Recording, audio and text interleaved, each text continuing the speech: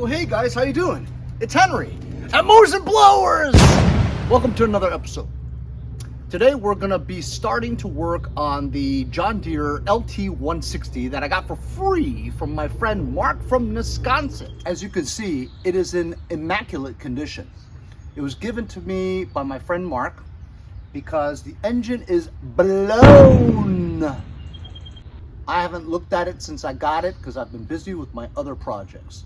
But right now, it does come with the deck and it is free and operational. He took off the deck to just troubleshoot everything. But the engine is blown. We're going to check it out. It has a Kohler command engine in it. It's also missing the left-hand side headlight lens, which I don't know how easy or hard it is to get. But since we know it's blown, at least that's what Mark tells me, we're going to check it out a little bit. My plan is to take out the engine, take it apart, and see how bad the damage of the trauma is internally, whether or not it can be repaired. The reason why I want to do that is because I have another Kohler command engine that was seized up from a lack of oil at one time. And then once unfreed, which I did, it actually runs briefly, because once the oil gets thin after running for a few seconds, 30 seconds to a minute or so, it loses compression and stalls.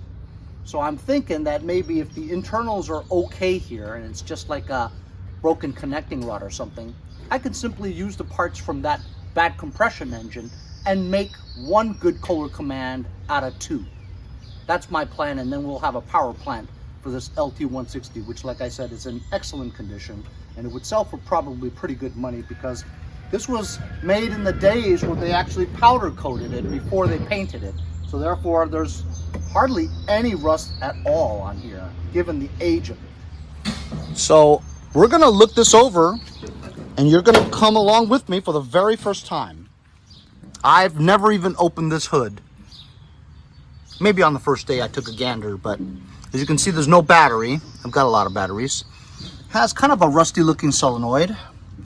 There's a relay that most John Deeres have, which I don't like to mess with because I have no idea what that is. Has an oil filtered Kohler command.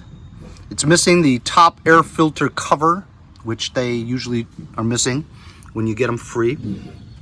Has a carburetor with a solenoid on it.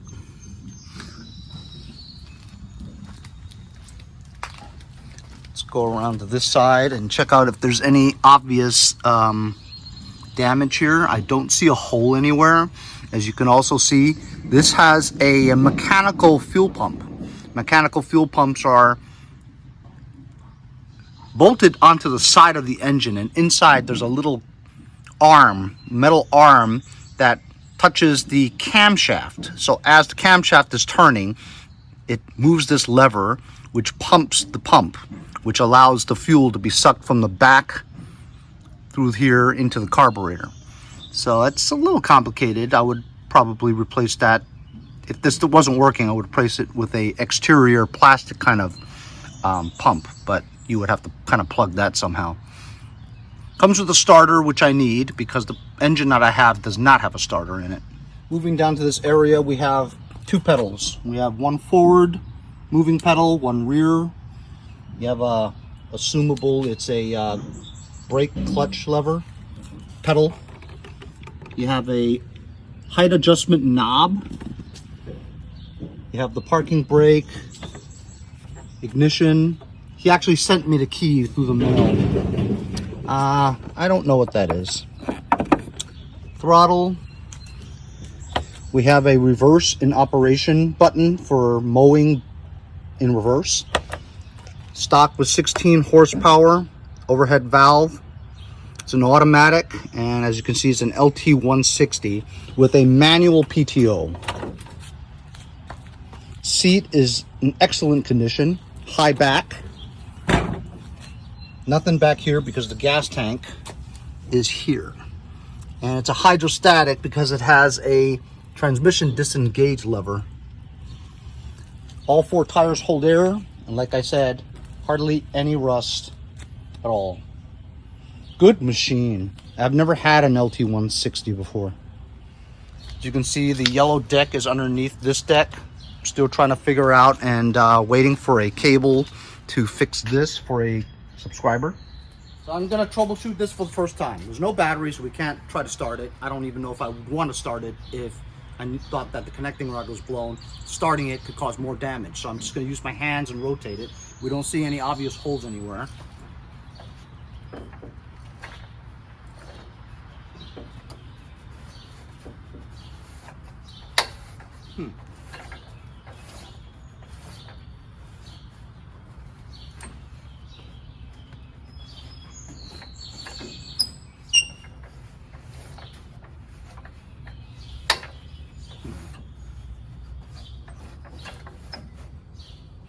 Yeah, it doesn't feel too bad. I kind of feel compression. Let's take the hood off. It appears that you can only take the hood off through these two bolts. It's not like a lift and tilt kind like the Craftsman's. It's a little bit more in depth to remove the hood.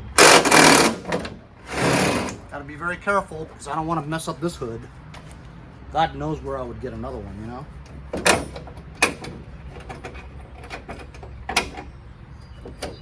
Something else is holding it. Oh, notice it.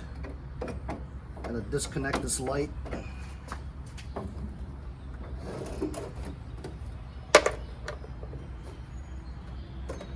There we go. I'm gonna put this somewhere where I don't break it. Look how clean this machine is.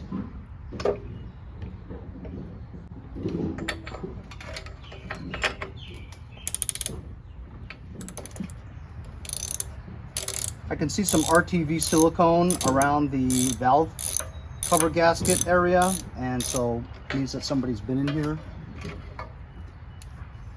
I would imagine, given its age, that somebody would have worked on it at least, maybe to do the valves or something like that. If it was regularly serviced, and it does appear that way.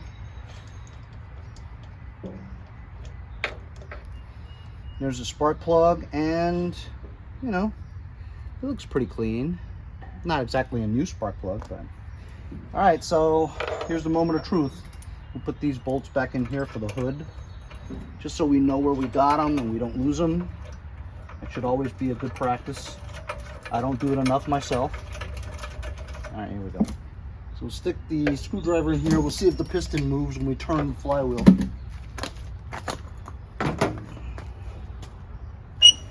Yep, doesn't move at all.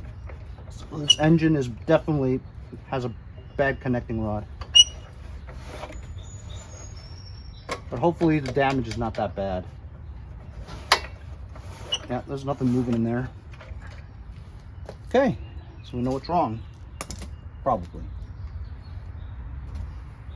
So I guess we'll get to work on removing this metal shroud, which I've never seen before, and then get to the bottom of the engine mounting bolts. Should be 4 of them. Remove the double stack pulley.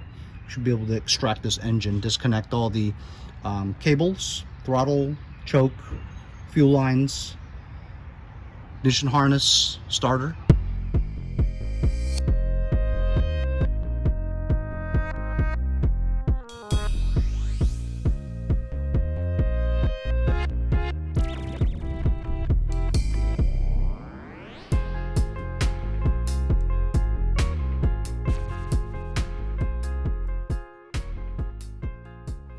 Okay, so I loosened all 4 bolts.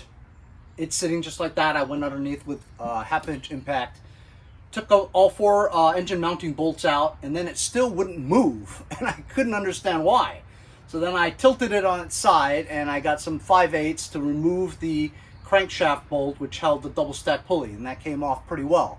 I'm glad, because usually it's a pain because it's rusted on that crankshaft, but this one just slipped right off, which was great.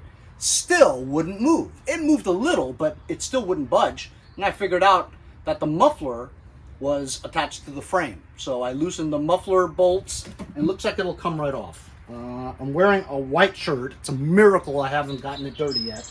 I have a feeling I'm gonna get it dirty now.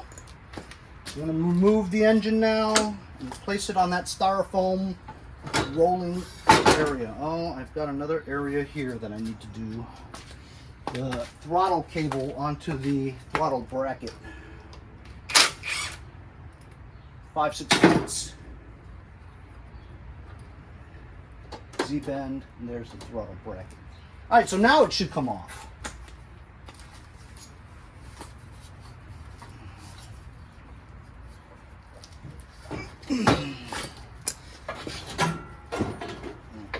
What's holding on here? All right.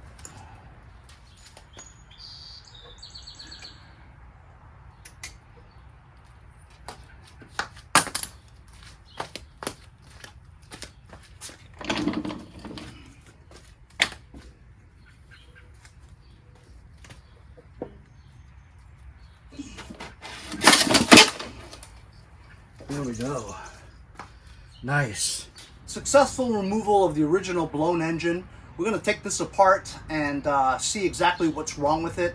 I went to the backyard and got my other, well, it's not blown, but it had an issue. It had an event. Ran it really low of oil and it seized. I unseized it, starts up, but it's low on compression, so I think the rings are stuck or something like that. Usually that's what happens. So look, if the rings are stuck on here so that it's low compression, and this one has a blown connecting rod, but there's not a lot of damage inside. Theoretically, we can take the connecting rod off of this one. No, we can take the piston out of this one with the good rings, put them on this connecting rod, and you should have compression. Put the starter on this one, and of course this one doesn't have the air cleaner cover either. This is a 16 horsepower off the original John Deere. This is a 15 horsepower off of a Craftsman Lt160, the old style. That's my plan. I'm going to take this apart.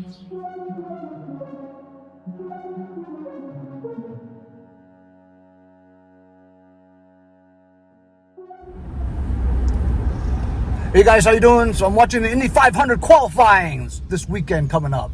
I know you guys are watching this like a month later. Anyway, I was just sitting there and one of my buddies texted me and said, hey, there's a couple of mowers at this address. It's not far away. It's like 5 minutes away. So I figured I'd get in and go see what it is. One of them looks like those super old Murrays, you know, but it has a quantum engine on it. Briggs & Stratton quantum engine with the primer bulb. Yes, I don't like primer bulbs, but it's a quantum engine. I've got 2 decks at home that I need good engines for. And I love the quantum engines, so hopefully I'll be able to pick it up. It's been an hour since he texted me, so it's questionable whether or not it's still there or not, but we'll see. I'll turn on the camera when we're close by. All right, we're getting close. This is the street that it's supposedly on. It's rush hour now. Actually, it's a little past rush hour. There's a lot of people around.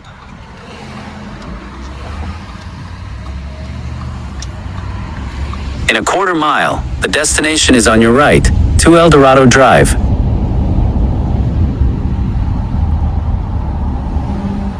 It's no big deal if I don't get it because it's trash. It's a Murray, but I could use the engine. That's the only reason why I'm going to go get it. And if the deck is good enough, I'll just try to fix it as is. But if the deck is no good, that engine runs, I could sure use one, for sure. Where is this place?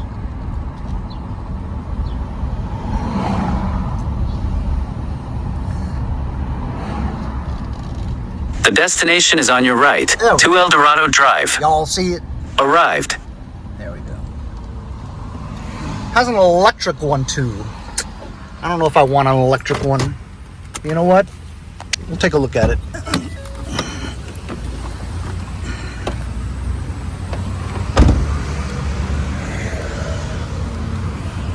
There we go, just like I said. Murray. Looks okay. Quantum, primer bulb type. Weed eater, 12 amp. It's the plug-in. Has a bag though. I don't know, should I take it? What am I gonna do with the electric ones? I don't know. While I'm loading this one, I'll think about this one. I don't think I would take it. What would I do with the electric one anyway? Should I take the bag? Alright. I'm gonna start loading this stuff the way that my friend Dan Charbonneau told me. Take the bag off first. Okay.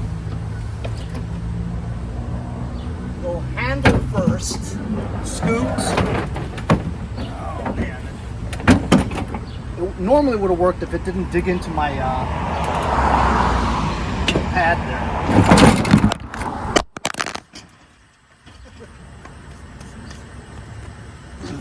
Sorry.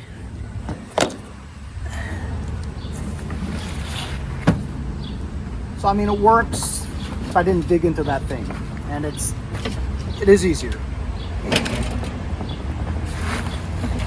Should I take the bag for the weed eater? Maybe I should take the bag for the weed eater.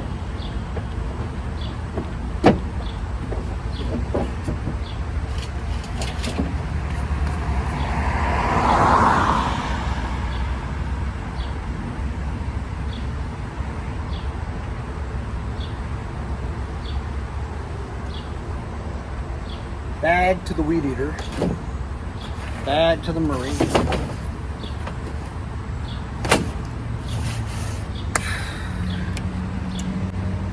Should I take the electric one? What if it works just fine and somebody wants it? Looks like it's okay shape.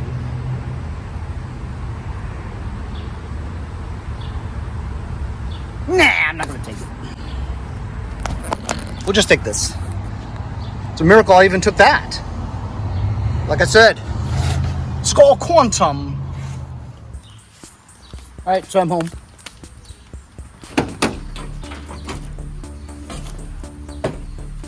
I just don't know what I would do with the electrical cord.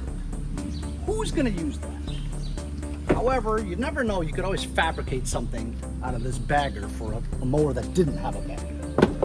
That's what I'm thinking. And who knows? Somebody may pick up the electric mower and then say, oh, I wish I had the bagger. Let me look on Facebook Marketplace for it. Oh, I have it. If you don't hustle, you won't make it anymore. And, you know, this mower's actually okay. There's no rust anywhere. Looks like it's good shape, actually. Well, it's gonna have to just sit out here because I got no room to rush. No room. Figure out what to do with that. Another score. So I was just outside doing a review, and Quinn the mailman texts me, and he says that there's a couple of weed whackers at this house, simply 2 or 3 blocks from my house. So I'm out already. Got my keys. I just hopped into the truck. Turn on my camera. Figured we go check it out. Who knows? Maybe those weed whackers are either a Still or a Echo, something good. Maybe a Kioritz or a Shindaiwa. One of those really good ones. I doubt it because he said in the text, it's been out here for 2 days. I just forgot to tell you. As you guys know, I hate weed whackers. I almost refuse to work on 2-stroke things anymore. Of course, I do eventually do it because, you know, when I'm done with most of my projects, all that's left are 2-strokers. And while I hate to work on them, sometimes you run into a great weed whacker. Like for instance, I did pick up a nice GT 2000 Echo weed whacker that worked perfectly. It just needed string. And that weed whacker runs great. Didn't do anything to it, you know. So, I don't see anything yet. All right, I see it. It was hiding. Let's see what we got here. They're both orange. All right. Yep, super old. These are both home lights. They look identical. Identical. It says 17-inch ST175 home light. This is missing a cover. That one has it. They look identical. You know what? There are people who like this old stuff. You know, I'm here. I'll take it. Take a picture of it. listed for $20 as is. Hey, it's better to get $20 or $10 for something that's just trash.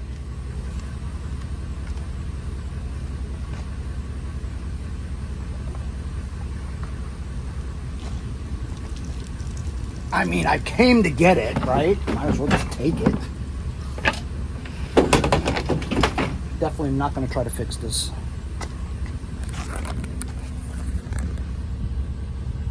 And who knows? Maybe worth it in parts, you know?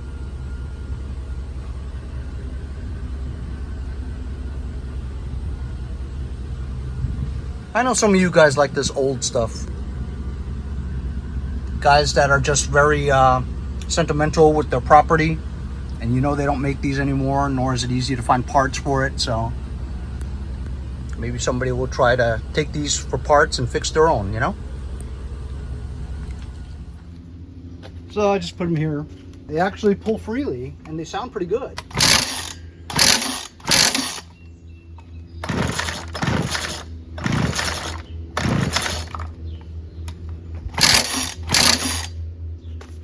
I think these things might even run, but I don't want them.